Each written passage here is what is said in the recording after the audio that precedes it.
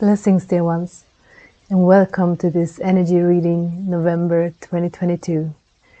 So we are still in an eclipse season, started off October 25th with a solar eclipse, and on the 7th, 8th of November we have a total lunar eclipse that will be visible for large parts of the world, not in Northern Europe where I am, unfortunately, but we will all be affected by this lunar eclipse. And lunar eclipse always happens when it is a full moon, and so we have a full moon in Taurus, and Taurus is all about our earthly matters, structure, our human lives, and the human aspects of us as beings. Our physical reality. And at this time the sun is in Scorpio, so the Scorpio energies is all about bringing shadows to light, a rebirth. So this cleanse that we have been through is continuing. And so what has happened in the last couple of weeks is that everything is, as I said, with the Scorpio energies bringing to light, to our awareness, the shadows, the unhealed aspects we still carry. And as always, when there is the full moon is a time for release, to shift out of what is not serving us anymore. And so this will be very much highlighted, and the eclipse is bringing it's really making us face our shadows to that degree that we don't really know what is our actual reality, or what is ghost from the past that is visiting us, because our moons may become so much alive. So it may be hard to separate, is this really something that happens to me right now, or is it the past wounds that I'm reliving? So it is a time to really stand our ground. And on top of this, the moon is in conjunction with Uranus.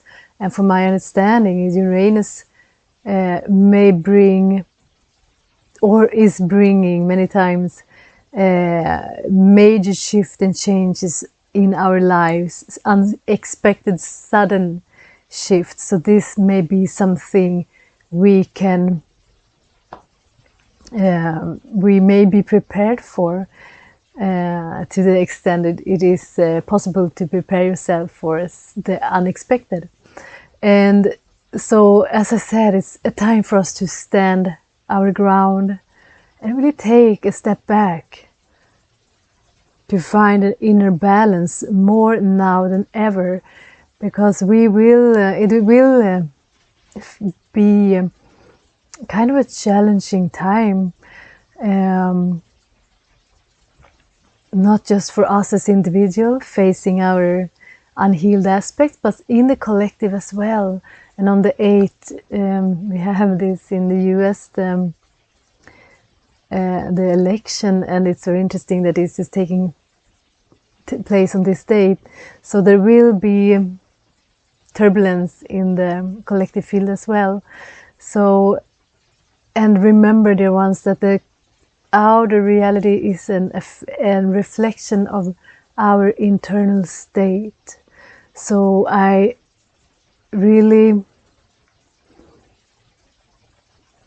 suggest for you to stay grounded and to remember this, so we do not get lost in what is happening outside instead taking back the power to be very present with how the outside events are triggering us in the collective and in our own lives. This full moon is also very affected by Venus, and Venus is very present, the energies of the planet Venus, and it has all to do with balance, bring balance and relationships. So this will be highlighted as well, our relationships, our close relationships, and it will call for balance. It will call us to look at the parts in our relationships that is out of balance, and our reactions, how we react to the one around us, and what is our triggers, how we react to our triggers. So this is a time where not only will be some charge in our relationships, but as the past is revisiting, you may react to something that occurs in your relationships with the energies of the past. So what I mean with this is that it's, since the past is coming up for you to see what you need still to heal, it may not be, your reaction may not be accurate to what is actually going on, but the whole unhealed past is answering to a situation. And I really want you to be aware of this, and to center yourself as much as possible before you react, and to remember, as I said, that the outside is a reflection of your internal vibration, and all people in our lives, all events are our teachers, are our messenger, and we are in this dance together where we have agreed to be the teacher for one and each other, for each other, and to help to shed light on what needs to be healed. So in this case, don't shoot the messenger. So whatever is triggering you, be with it, and even internally, if not externally, even thank the situation or the person for highlighting what is still asking for you to pay attention and to embrace with your awareness and your light. Because we are moving to the 11/11 portal of November 11, and this portal, I will make a separate video, of course, about this event, but it is a time of great alignment and new beginnings, a new reality occurring. And so if we are feeling lost now, things will become much more clear. But it is a really encourage you to not miss out of all these opportunities for great release and healing from now on up until the 11th of November, because it will be very beneficial if we have done this internal work. So it is a time where we may feel lost in the dark, where we may feel very challenged, where we may feel very triggered, and it is right. It is okay, because it is here to be seen and to be healed and to be released. So whether it is whatever thought patterns, programs we are still holding on to that makes us feel bad will be visible. And we have our own willingness, we have our free will to choose if we want to let go of our beliefs that doesn't serve us anymore.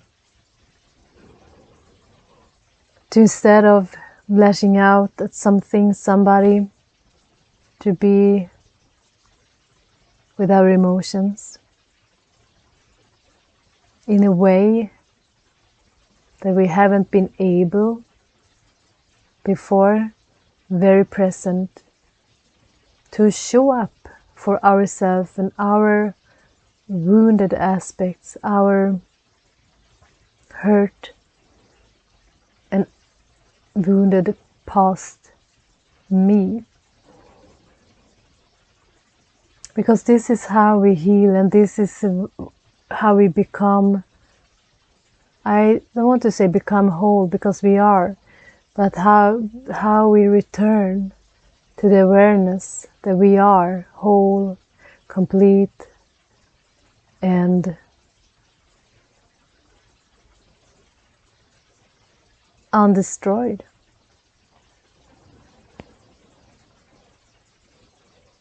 Things will become more clear, things will settle down.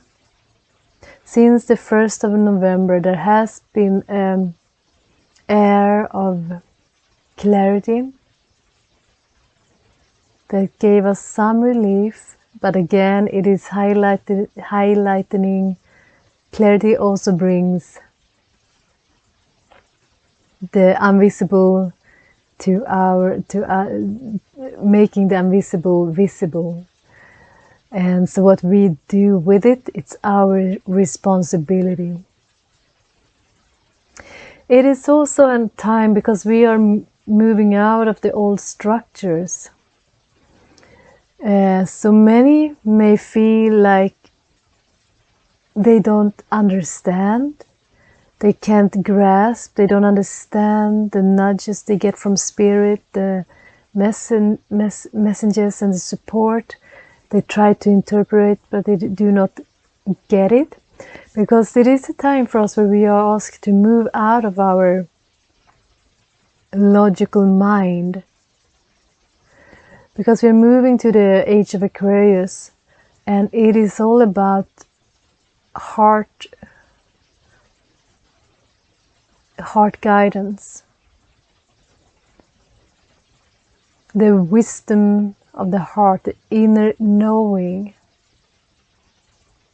So this is something we will experience more and more, that we try to control things with our minds, we try to do it the old way, we try to go and grasp and understand, but it is not how things is going, where things are going. So make it easier on yourself by just accepting where you are at, and it takes a lot of courage and faith. If you do things because you feel like you hit your head against the wall, it should. In the old days, if I did this, then this happened. I got this outcome, and it doesn't work that way anymore. So then come back to trust, take a step back and breathe. Center yourself and listen to that inner wisdom, inner guidance. And maybe that inner guidance is telling you right now to just be. Let go of the external trying, because you need to be with yourself for a while to really do that inner cleanse for the next steps to appear, for you to be ready to align with what is in the highest good for you. not what you thought. So this is also something that falls away, the old paradigm of the imbalanced, unbalanced masculine energies that has been dominating Earth for so many years, as we are returning to the divine feminine and divine masculine, where they are supporting each other. These energies are supporting each other, where heart resonance and divine intuition and divine guidance is what we are answering to, instead of the voice of fear, the voice of needing to control, of lack, of needing power, of be dominating something, someone, or be dominated over. So look at this. This is falling away. This is becoming very clear in the outside world. When we look at what is going on in the world, this structure of power and trying to control and suppress. So this is something, because it's coming to our awareness for us to see it, because we have it all in us, and it's going to be cleared out. It is being released. Trust this. But so don't get caught up in what is happening, and remember to look inside and see, where am I still holding on to, trying to control and trying to use power to control my life and control myself? Where am I suppressing any aspects of me, the inner child, the feminine energies that wants to birth my divine creativity? Where do I hang on to the beliefs of lack, and that I'm disempowered, that I'm unfree? So really look at this inside of you. Where do you choose to, on a conscious or unconscious level, to still make these beliefs your reality? What behavior supports these beliefs that is falling away? So it asks again for very much courage. Are we ready to let go what the behaviors and the ways we do things to maintain these beliefs as our truth? And again, be the antidote, be the call. Respond with the call of what the situation needs. With that I mean,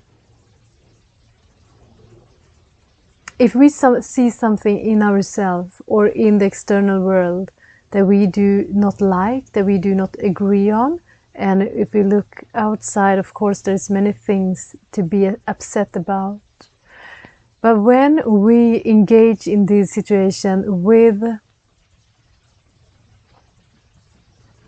the energies of hate, of fear, we just feed the same situations with more of that energy. So instead, rise above in that sense, that answer with the frequency the world needs right now. It does not mean that we are closing our eyes and pretending things are not happening, but we need to remember we can just change the outside world, but changing our internal frequency, our internal state of mind, state of being. That is what the world needs. And it's not to be passive. It's a very, very active thing to do. It is an action. It's not the opposite. But if we go and fight, then we just add to it.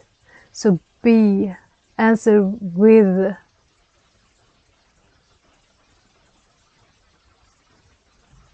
what the world needs. Shine your light. Show up with love. Show up with peace. And that goes for you too, your response towards yourself. When you're triggered, when you feel lost in darkness, when you're confused, when you're angry, sad, hurt. Answer that call for love with love.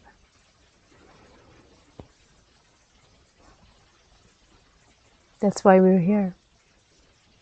I hope this was helpful, and I see you soon again. I'm wishing you all the best until then. Thank you.